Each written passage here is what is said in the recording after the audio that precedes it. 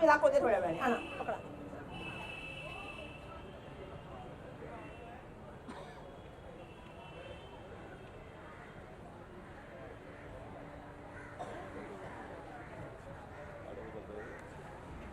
या बघा मी तुम्हाला हा व्हिडिओ शेअर करते. ह्या बसेस सर्रास रस्त्यावरती त्या ठिकाणी पार्क केल्या जातात, पण त्याची कल्पना कदाचित आरटीओ ला नसावी. पण असं नाही, आरटीओने यांना काय केलं, आरटीओने यांना चार्ज केले, पेनल्टी लावल्या. एवढ्या मोठ्या बसेसना किती पेनल्टी लावाव्यात, तर आरटीओने यांना 10,000 रुपयाच्या पेनल्टी लावल्या. आता 10,000 रुपयाप्रमाणे यांना दंड आला किती, 2,50,000 रुपयाची. जसा यांना दंड आला लगेच फाईल कुठे जाते, कुठे तुम्हाला सांगायची मी गरज नाही, परिवहन विभागात जाते. आणि त्याच्यानंतर हा दंडाच्या बाबतीमध्ये ह्यांना दंडाची बघा, ही पेनल्टी रद्द करावी, ही पेनल्टी रद्द करावी म्हणून सिटी फ्लोने सरकारला पत्र लिहून सांगितलेलं आहे की आमची ही पेनल्टी जी आहे, ऍडिशनल चीफ सेक्रेटरीला पत्र पाठवले की आमची पेनल्टी रद्द करा. म्हणजे एक तर संपूर्ण काम जे आहे ते अनधिकृत आहे, त्याच्यानंतर त्याच्यामध्ये पेनल्टी लावली आहे, पेनल्टीचे पेपर सुद्धा आणलेत मी. त्या सगळ्या कॉप्या तुम्हाला मी देणार आहे. त्यांना ही पेनल्टी लावली आहे जी मी सांगितली तुम्हाला सगळ्यांना. त्या पेनल्टीच्या माध्यमातून हे पेपर आणलेत, हे सुद्धा मी तुम्हाला देते.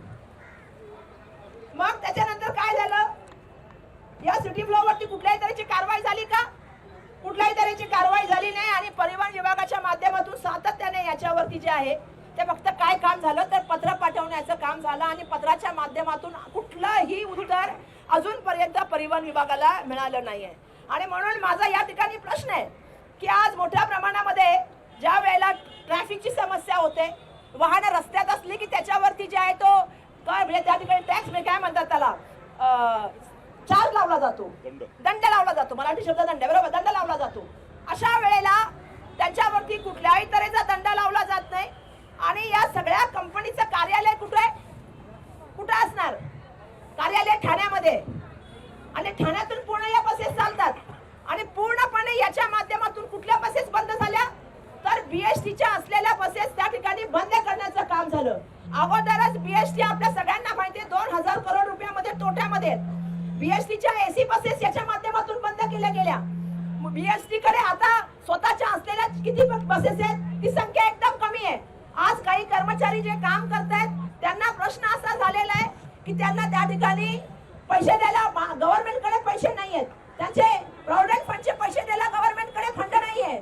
आज या मंडळामध्ये मोठ्या प्रमाणामध्ये या बसेस बंद झाल्यामुळे आज काय झालेलं आहे, लोकांना त्या ठिकाणी पूर्णपणे जे आहे नोकरीतून बाजूला काढण्याचं काम चालू आहे. म्हणजे एका प्रायव्हेट बसला चालवायचं, प्रायव्हेट बसला टप्पा उठवण्याचं काम नसलेलं असताना सुद्धा त्या प्रायव्हेट बसला त्या ठिकाणी पूर्णपणे जर आपण बघितलं असेल कुठलीही परवानगी नसताना परिवहन विभागाच्या आरटीओची त्यांना ते द्यायची पूर्ण परवानगी. त्याच्यानंतर मी सांगितलं इस्टर्लीवरून त्या ठिकाणी येण्याची परवानगी, इतर बसेस नसताना सुद्धा यांना बसेसची परवानगी द्यावी. बाकीच्या बसेस जर पार्क केल्या तर त्याच्यावरती दंड लावला जातो, याच्यावरती दंड लावला जात नाही. जो दंड लावला त्याच्यासाठी हा सुद्धा